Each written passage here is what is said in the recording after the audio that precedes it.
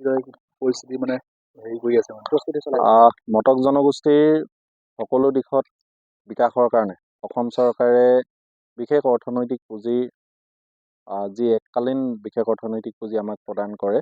তাৰে 25 কোটি টকাৰ ভিতৰত আমি 22 আৰু 23 বৰ্ষত হিতাধিকাৰীসকলৰ কাৰণে আমি জীৱিকা আঁচনিৰ অধীনত হিতাধিকাৰীসকলৰ কাৰণে আমি 4 কোটি 40 লাখ টকা থৈছিলোঁ।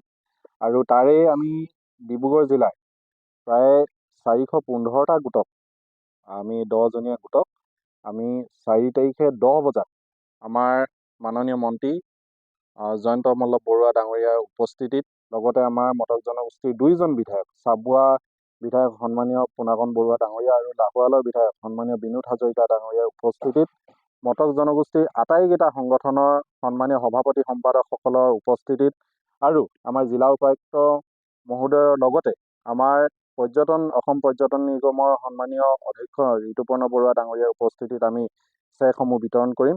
গতিকে আপোনালোকৰ জৰিয়তে আমি আমাৰ এই 415টা গোটৰ আটাইকেইগৰাকী হিতাধিকাৰীক আমি ইয়াত উপস্থিত হ'বলৈ আপোনালোকৰ জৰিয়তে আমি তেওঁলোকক আমন্ত্ৰণ জনাইছোঁ।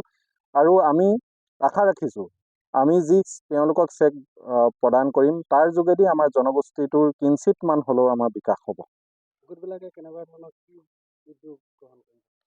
তেওঁলোকে ইতিমধ্যে প্ৰতিটো গোটৰ পৰা আমাৰ বিভিন্ন ধৰণৰ আঁচনি আমি তেওঁলোকৰ পৰা পাইছোঁ আৰু সেই আঁচনিৰ ভিত্তিত তেওঁলোকে পশুপালন, মীন পালন এইদৰে বিভিন্ন ধৰণৰ আঁচনি তেওঁলোকে দিছে আৰু সেই আঁচনিসমূহৰ জৰিয়তে তেওঁলোকে নিজৰো কিছু তেওঁলোকৰ নিজৰ সামৰ্থ্য অনুযায়ী তেওঁলোকে নিজৰো খৰচ কৰিব আৰু আমাৰ তৰফৰ পৰাও আমি এককালীন সাহাৰ্য প্ৰদান কৰিম। তাৰ জৰিয়তে তেওঁলোকে গোটটোৰ উন্নয়নৰ লগতে জনগোষ্ঠীটোৰ বিকাশ হ'ব বুলি আমি আশা ৰাখিছোঁ। কিমান বজাৰ পৰা কাৰ্যসূচী আছে? আমি পুৱা 10 বজাৰ পৰা এই কাৰ্যসূচীটো ৰাখিছোঁ। সেইদিনা মন্ত্ৰী মহোদয়ৰ যথেষ্ট কাৰ্যসূচী আছে বুলি আমি জ্ঞাত হৈছোঁ। গতিকে আমি মটক স্বায়ত্তশাসিত পৰিষদৰ তৰফৰ পৰা আমি সমূহ গোটৰ যিসকল সদস্য আছে তেওঁলোকক আমাৰ 10 বজাত এই ৰজাবাৰী, পুলুঙা আৰু 2 নং কুমাৰগাঁৱৰ ত্ৰিনয়নজ্যোতি সংঘৰ প্ৰেক্ষাগৃহত আমি উপস্থিত হ'বৰ বাবে অনুৰোধ জনাইছোঁ।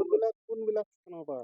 আমি ডিব্ৰুগড় আৰু তিনিচুকীয়া জিলাৰ 2খন জিলাৰে ইয়াত গোট আছে।